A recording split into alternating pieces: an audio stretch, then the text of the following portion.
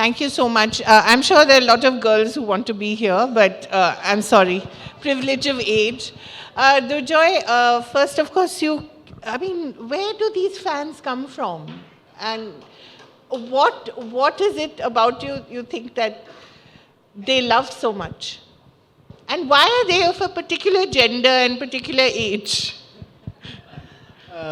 Okay, so there are many parts to that question. A, that where do they come from? I also don't know. Because I remember when my first book came out, Of Course I Love You, 2008, my achievement was done the moment I finished writing the book. After that, it was just a bonus that it got published. And when the book came out, they said that we have published 2,000 copies and let's see how it does. For me, it was like, okay, this book is done. Maybe a few copies will sell. Rest of it, they will pulp. But I have my 5 author copies. And for the rest of my life, I can tell people that I am a published writer. Although you didn't tell your parents, if I did not tell my remember. parents because there were a lot of people who have read Of Course I Love You know that there is stuff in the book that you can't tell your parents about. So when I first, I think my book came out on the 8th of August 2008. I received my first mail from a reader on the 15th or the 16th. And I got obsessed with that reader. I mean, I started sending that reader long emails that please tell me, how did you go about buying my book? Where did you go? There were so many books in front of you. Why did you read this book? What sentences did you like? I mean, for me, it was like the so first... you were stalking. I was stalking the reader because I wanted to know that how could this happen, that not only someone has spent their money buying a book, but they have liked the book enough to send me a mail. Although that is behavior that I used to exhibit quite often. I used to read books and email writers, but when it was happening to me, it was absolutely unbelievable. And it happened slowly because there was no social media, etc. So people had to go the extra mile of finding the email address and then mailing me. But even then, I did not think that I was selling those high numbers. In fact, the first time my book came on a best-selling list, I thought my publisher is paying these people to do it. It's a PR stunt. And they said, no, we are a very small publisher. We can't afford all this. It was only when my first royalty check came in and there was the number of copies sold, which was... How much was it? It was close to 50,000. Not bad. So it was half a year and 50... I mean, just to imagine that number. Now we can imagine it easily because, you can upload something, it can reach 50,000 people, a video or something. But at that point in time, just to imagine that 50,000 people have gone out and bought the book. It was insane. And over the period of time, people have asked me this question that, why do you have so many readers? Earlier, there used to be an easy answer that, campus novels are working. So I'm one of those writers. People are going ahead and buying those books. But when that phase got over and none of the other people were selling, people told me that, okay, you are selling because you are of that age that your stories are relatable. So you are in your mid-20s, you write stories about people in mid-20s, so people relate to that. I thought maybe I'll buy this explanation. But when I got older, when I was 30, 31, I wrote this book called The Perfect Us, which is about 2 mid-30s people who are trying to have a child. And it's not relatable to my audience. And when that book worked, and when I wrote that book, everyone at Penguin was like, you have written it, you have now given us, the publishing date is 1 month from now, but we'll have to publish it, but we don't think that it's going to sell. But when that sold, I was like, maybe it's something else. And that's when, it's not my words, I read it somewhere or heard it somewhere, that books sort of show you behaviors that you recognize in yourself but don't want to admit. So it goes one step ahead of being relatable. Relatable is stuff which, say, you like chole bhature. That is relatable, right? But there are certain behaviors that you don't want to admit to yourself, but you exhibit those, and once you read it in a book, you realize that, okay, maybe I'm not the only person out there who's feeling like this. So books make you feel less alone. So now that I'm much older, it's been 15 years, I say that my books maybe make a few readers feel less alone about Yeah, themselves. and also I think there's so much loneliness. People are looking for love, but they perhaps don't know how to articulate it. And I find that among young people to be quite significant. They are looking for that something. We often dismiss the idea of romance and love among young people. We say, oh, happily ever after, something they don't believe in. They believe in multiple happy ever afters or whatever. But I think the idea of love never goes away, right? In every generation. And this is a question that I get a lot, that how has love changed Yeah. over the years? I myself have asked you this quite Yeah, often. and to me, I think the principles of love remain the same. Yeah. Once you get to that date or you are in a relationship, the ground rule remains the same, what you feel remains the same, etc. I think what has changed is how you get into a relationship. Yeah. So, for example, now availability has become easier. And when dating app first came in, my initial reaction as an old person, as someone who was out of the dating game, was like, this is I mean, it made me very uncomfortable, in the sense that once you have so many options, of course there will be, to put it crudely, buyer's remorse. Yeah. I have heard instances from my friends who are still in the dating game, that when they are on a date and it's boring, while the other person is in the washroom, they're swiping again, which sounds extremely bad. But it happens.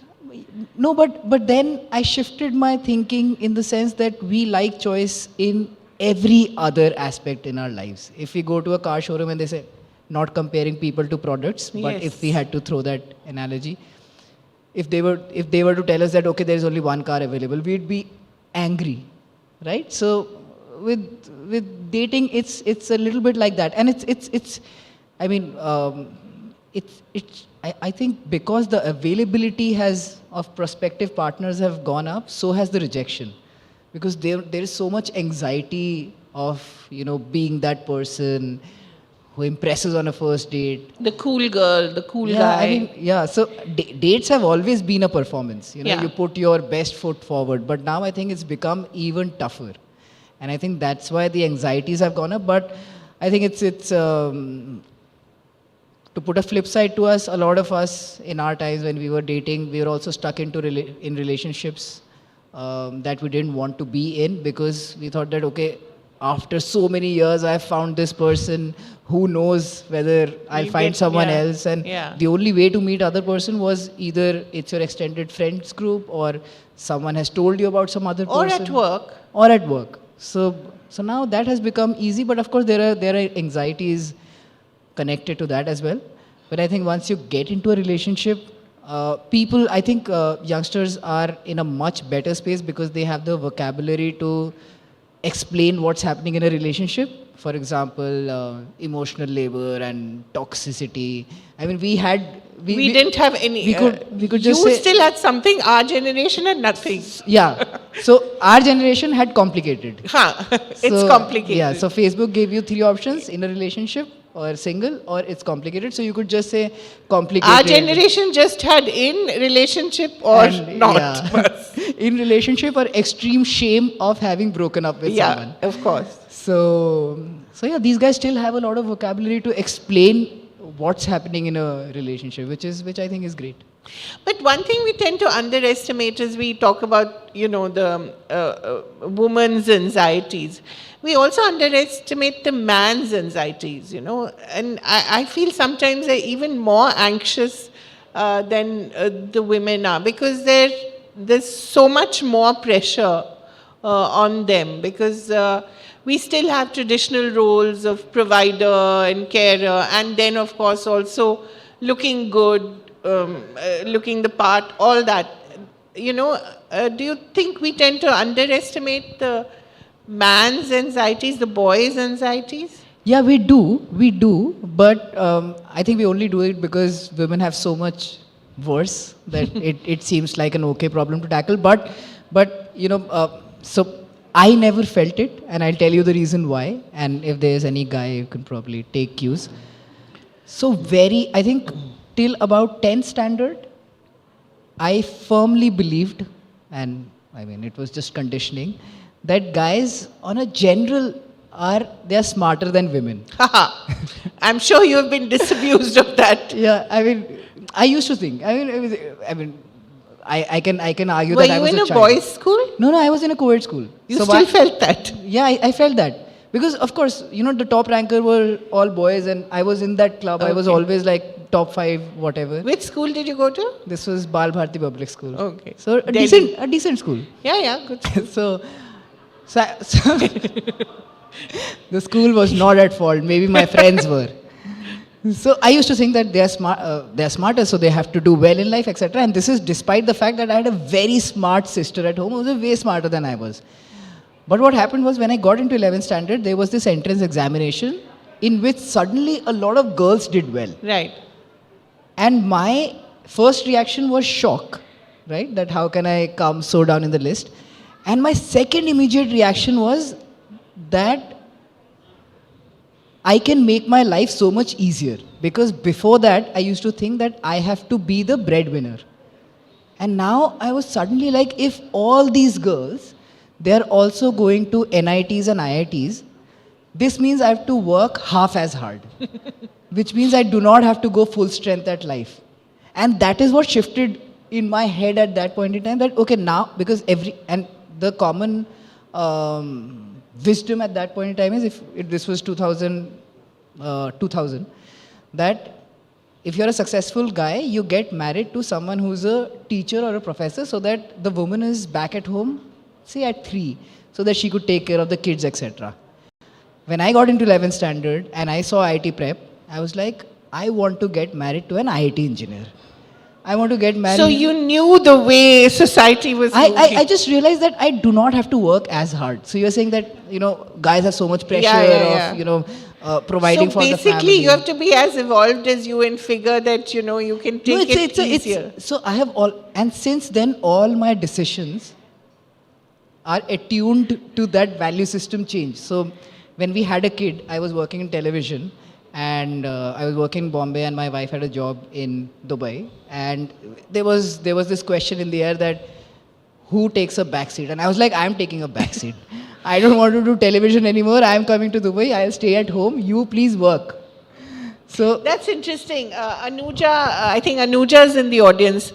Yeah, and she was actually saying that a lot of your appeal to young people is the way you let them into your life, and the fact that you're a stay-at-home dad and you talk about it, and I think that she said that a lot of it is also because of that. Yeah, and people give me a lot of credit, like in my DMs, that you're a good feminist, etc. My feminism is very incentivized. It has a lot of incentives. If you just package feminism with incentives for men, a lot of guys will take it. I mean, if you tell them that, okay, you don't have to clear IIT, you can get through a second tier engineering, and together you can get to the same income. I mean, I think that's a pretty good deal. So if I were to ask you for your manifesto for women, what would the 3 major points for you be?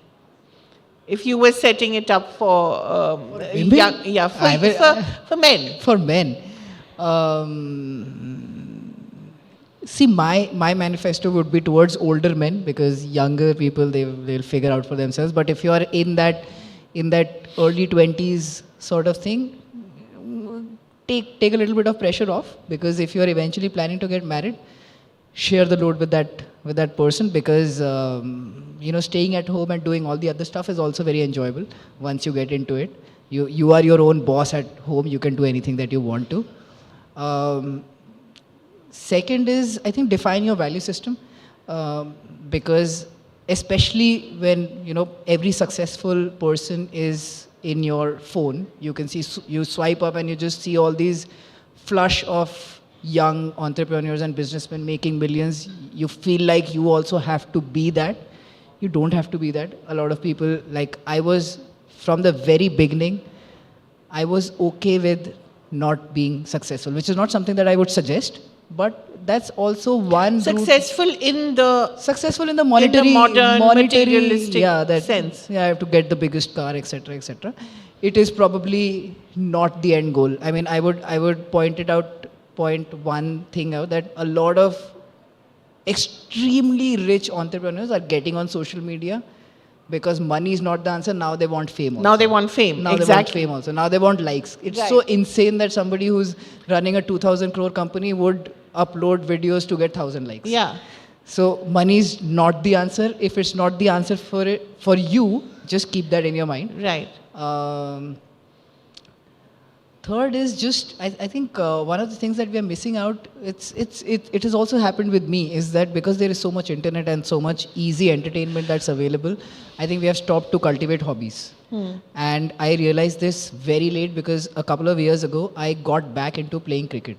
And we are now a group of 40-year-olds who play extremely bad. I mean, we have matches against college teams and we get hammered by them. But the interesting bit is that we are from varied professions. Someone is a consultant, someone is running their own startup, etc.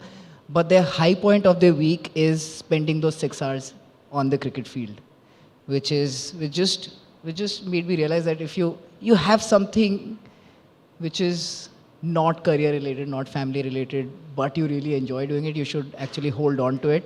Right now, I think with all the swiping, and my reading has gone down by, I read so less, it's almost embarrassing. So I think have something that you really like to do. It's very interesting that you said that you wouldn't want to give advice to people in their 20s. Do you feel they're very different? Do you talk to them? I'm sure they're part of your fan base as well. What is it that they're looking for?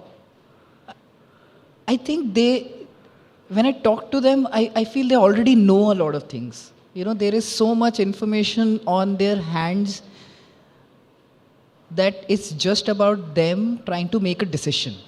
Like when I was younger, say when I was 20, 21, I had to be told by other people that I did not even know what an engineering job means like when I was doing engineering. Where did you study engineering, by the way? 2004. Where? Delhi. Delhi College of Engineering. Which is now DTU. Yeah. DTU, yeah. So I had no access to information. So all these younger people, they have access. So, 11th, 12th, I knew just 3 professions: doctors, engineers, CAs. Now these people know everything. So for me to start telling them about stuff, they probably know more than I do. I feel very inept while giving advice. I can only tell them what has worked for me. Right. Like I can tell them that for the last 15 years, I've been waking up doing my own thing, and it's very calming.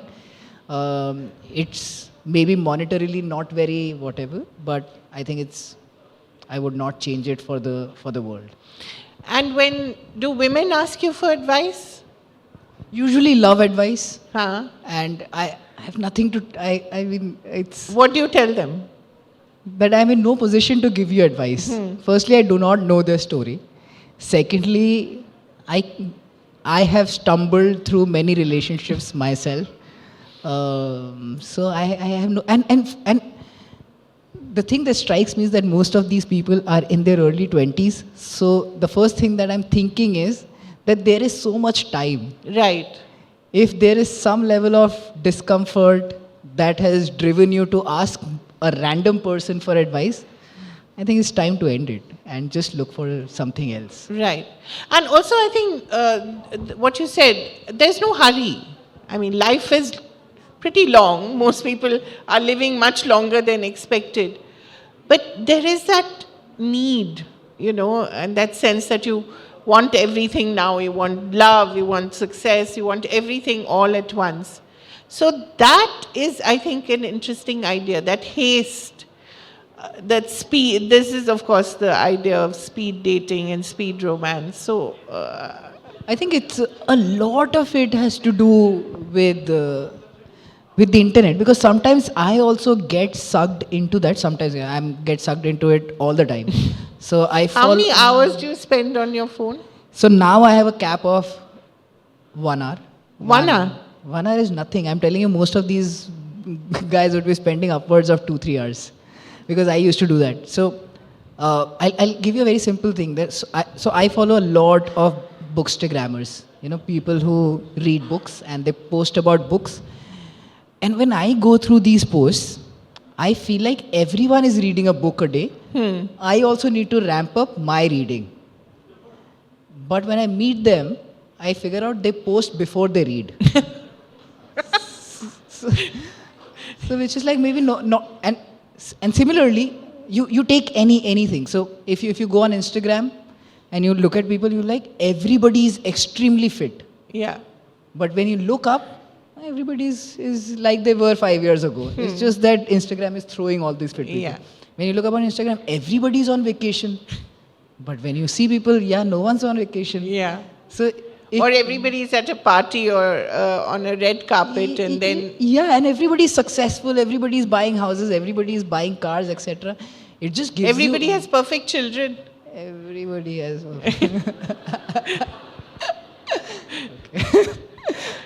So I think that has developed a very fake sense of urgency, that because I remember that I was doing this show with a writer, and so that writer has generational wealth, extremely rich, and we were discussing, and he says, let's make a middle class family and let's give them an Innova and a Honda City. A middle class family. Middle class family.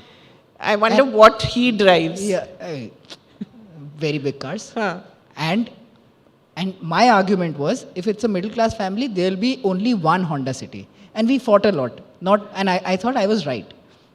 Because my reference is Instagram. Right. Everybody's buying a new car. Yeah. Everybody's buying a second car also. Then I went on Instagram and said that, okay, what cars do you drive? And then I realized, okay, this is what it is. This is how people are. What Instagram shows you is something else. So that false sense of urgency, and I also push. I mean, I am also an influencer. Yeah. So I have always wondered, what do you have to do to be an influencer? And I think that's something everybody wants to know. So one of the things is influencers get a lot of undue hate, right? And oh, yes. They get a lot of undue hate, and it's mostly because from the outside, it seems that these guys are getting a lot of free stuff. These guys are getting paid for this 1 minute video, and they don't deserve it, so I'm going to hate on it.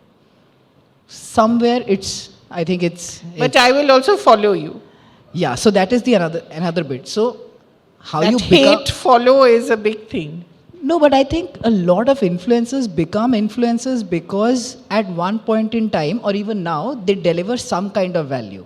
So a person cannot get up one day and say, I'm going to be an influencer. So they have to develop their personal brand. Then at some point in time, a brand would recognize them, spot them, and then start working with them. So there's a whole journey which we sort of discount. It's like a musician performing on stage. You ask him, why are you asking for so much money? It's just a half-an-hour show. Not seeing that, okay, they have been playing music for the last 5 years or whatever. So a lot of people sort of discount that. Secondly, I think, so I'm a very fake influencer, right? In what way? In what way is that I have not generated my following on Instagram. So people read my books, they follow me, and then they see my content. And I cannot imagine a situation where people have just gone on Instagram, they see my content and say, okay, I'm going to follow this guy and see what else he puts out. I get no following from Instagram because... How many followers do you have? It is 800K types. But I am not very good at content creation. That's why I'm a fake influencer. I am not generating. But what all, okay, let's ask, what all free stuff do you get? I'm always interested in free stuff. We all are. a lot of free stuff. So, like? So see, usually it starts with goodies like, they will give you creams, etc. But then you have to say, oh, it's so lovely. Yeah, I mean, less than that also does. And I'll tell you, it is so, I love free stuff. Yeah? It is very exciting. It is very exciting. Even in this hotel, they gave me free chakna. I ate it within 5 minutes. It is very exciting, but then it also gets boring. right? So at the lower peg, they will give you like creams and maybe a T-shirt or two. But at the higher end, like my higher end is, I got a not a fully paid holiday, but the hotels were free. Ah, not bad. So yeah, but And then really fancy hotels. really fancy hotels. Where? It was in Maldives Oh. 3 years ago. So all you had to do was to be at the swimming pool and eat their breakfast and post pictures. Yeah, but I tell you that it's just me that when someone gives me some work, I try to over deliver. So when I was in that holiday, I was constantly stressing about now they have paid for this Right. vacation. Now I have to flood my timeline saying that go to this hotel, go to this Right. hotel. So it's an anxiety It, actually. yeah, I mean, it's maybe not for everyone. But Maybe for you. for people who are very good with this That's influence. your middle class Bal Bharti upbringing. Absolutely. I genuinely don't feel I deserve it. I genuinely, like, some of the lit fest, they firstly, when they say, sometimes some lit fest, they fly. Not right. this one. I mean, it doesn't make sense also, to be honest. Some of the lit fest mentioned that, do you want to fly business or economy? And I was like, are you sure this mail is addressed towards me in my head? And just so I write business. But when I'm in that business class seat, I don't feel that I deserve it. Right. I feel like now I have to call like 10,000 people to that lit fest to make this worth it. Right. So while I enjoy the free stuff, I enjoy the small free stuff. Like a cream is better. Like a T-shirt is better than a holiday Do where. you get shoes, clothes? Yeah. So my wife used These to work. shoes are yours or free? This is mine. Chalo. This is mine. But I have so many free shoes. Really? Yeah, because my wife, she has a social media agency and she works with all these shoe brands. And But you can't wear your wife's shoes. I hope no, not. they have men's and Achha, women's, so I can go and whatever. So a lot of shoes go on shoots and they get destroyed, so they become. So I'm always like, find a model whose shoe size is 41 and ask them to treat the shoes roughly so that they get rejected and I get it. So I rarely buy shoes, so I love free stuff. Okay. So what else? What else do you have to rarely buy thanks to your statuses? Books. Books you get? Books I get. Yeah, so I'm very cheap with books also. Okay. I mean, You don't buy books also. no, I buy a lot of books. The thing is that hardbacks, especially literary hardbacks, they are a very risky proposition because A, they are expensive, B, they could be really bad. So I don't want to spend like 899 on a literary book that has just come out and there's just one review in Guardian saying that this is a very good book because Right. that writer could be a friend of the author. So I don't want to You spend have a on very that. poor opinion of reviewers. No, it's. Except those who review your books and say they're No, I have a very poor opinion of them as well because they don't write any good things about my books. So that's okay. but yeah, on hardbacks, on new hardbacks, I always go to the Penguin office, get a lot of things, and when no one is looking, then I start packing them in little boxes and then get them home. Okay. What else do you get free? That's it. I mean, so I'm a guy, so I don't get a lot of free stuff. But I mean, of the range of things that I have gotten for free is milk. And Milk? yeah, sunflower oil. Sunflower oil. Yeah, you get it. This is a great life, yeah. I mean, yeah. So I mean, I'll not say no to that. I'll not say So- no to that. All that is fun, but I mean, the serious business is, of course, writing your books, and that is where I think you have to obviously work very hard. Also, because a lot of your books are so contemporary, I suppose you have to know what the world is thinking. So that's a lot of hard work. When do you actually do that? Your day job. Day job. My day job has now become my day job, night job, because now I have 2 kids. So Yeah. my day is packed. It feels like a They real also day. get free stuff, by the way, the kids. Yeah, they also get free Yeah? stuff. Yeah, Baby clothes. yeah, they also get free stuff. Nice. Very nice. But I mean, anyone who's listening to this and getting some inspired or whatever, there's a lot of anxiety that comes with being on Instagram and being Yeah. having a following, because the world moves so swiftly that you'll get used to it and it will change overnight. Yeah. So Suddenly you could be. I mean, if you, and the race to remain relevant, it is so taxing. I think one of the best things of growing old for me is that I no longer have to be cool. When I was young, no longer have to be cool. Huh. so the younger people have to be cool. I can just sit back and judge them. Because, and just to give you an example, before Instagram changed its focus towards videos, you can upload a picture. I could upload a picture with way less following and get like 40,000 people to like that picture. Then they were like, okay, nothing with pictures. We are going to do videos and we are going to promote dance, etc. And I can't do all of that. And suddenly, my engagement on my page just dropped. So for a couple of months, I was like, I'm losing a sense of self, because I used to say this, that even if I upload a picture of a sky, I will get like 20,000 likes. And suddenly that was not happening anymore. So I'm telling you, this is the other side, that, you are, once you get on Instagram, once you start becoming a content creator, you will be like a hamster on a wheel chasing literally nothing. So that's a very big gap. And there So that's why you need your day job.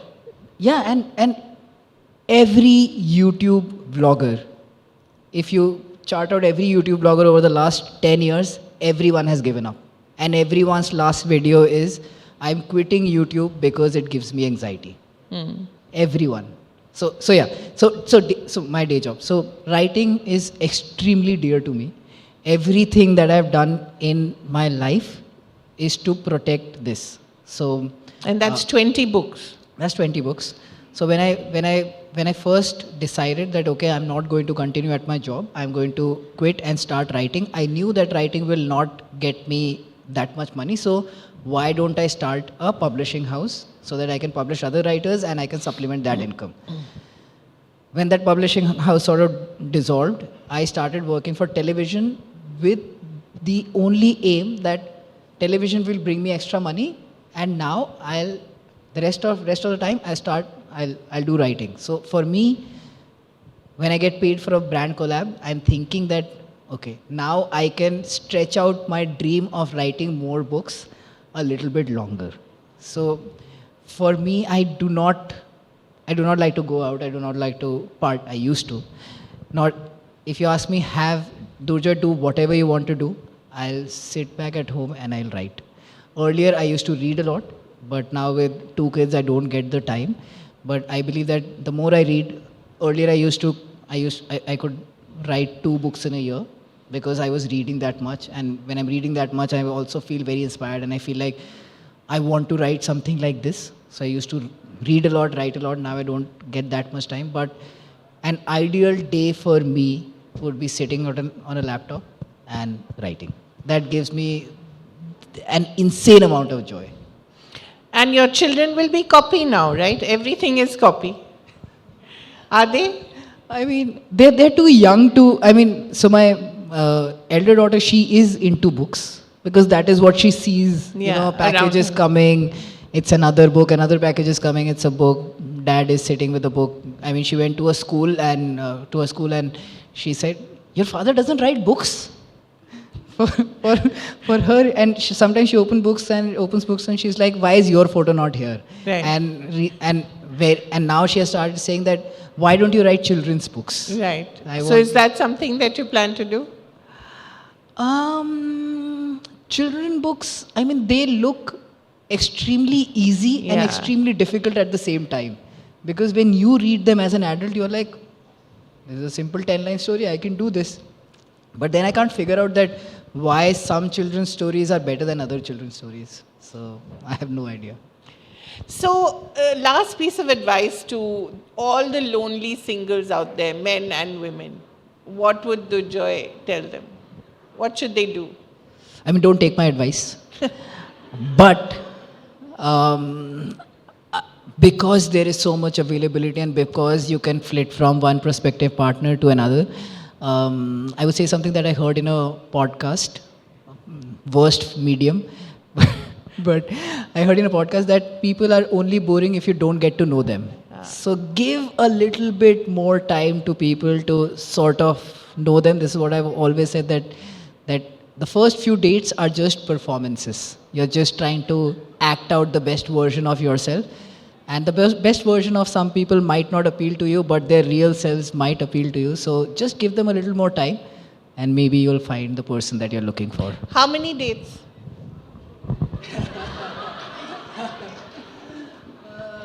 How much time? I would say, I'll not count movie dates because those are an easy cop out that you don't have to talk. You don't have to do anything. And you can just look at the screen and imagine. Yeah, that and comedy Shah Rukh shows. Khan is sitting next to Yeah, you. also comedy shows. Don't go to comedy shows because it gives you a false sense that it was a good date, where all the work was being done on stage. So how many dates? I would say 10. 10. That's a long. Anyway, yeah. So You, I hope that- see, in 10 dates, either you would have found the person or you would have found a friend. So, good deal. Well done. Thank you so much, Durjoy. It was a real pleasure talking Thank to you. you. Thank you so much. And now you can get back to your fans. So my question was, I recently read your book, When I'm With You. Yeah, so I come, like, I'm shivering right now.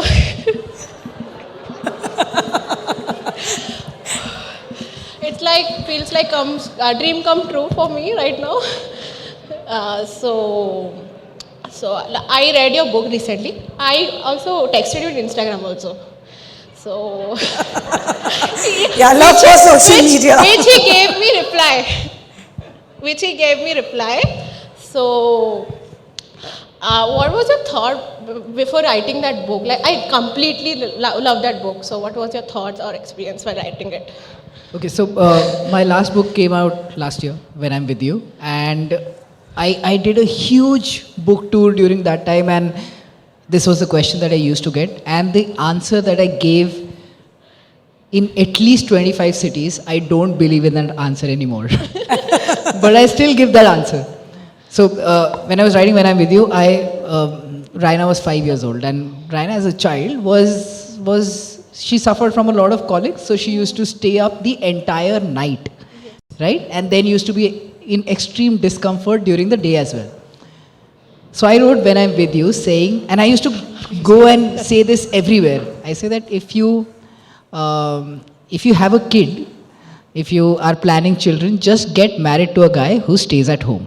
And of course, I can't write that in a book. So I said that there should be a system where women can go to work and drop off their kids to a childcare center, which is like a reality in a few Scandinavian countries. My sister lives in Sweden, and she used to drop her kid and then pick that kid up at 6 in the evening. And she used to tell me that, of course, I'll drop her there because they know how to take care of a kid better than I do. So I wanted to write the book on that concept. But now that I have another child who is not cranky, I'm like, this can be done. This is easy. There is no problem. I can do this all day. So, but that was the reason why I wrote that book, because I was like, raising a child for the first 5 years is such a time-intensive process that there should be external help. And especially there should be external help for women, because a lot of women take a backseat when they have children, etc. So they should get it, and that's why I wrote it.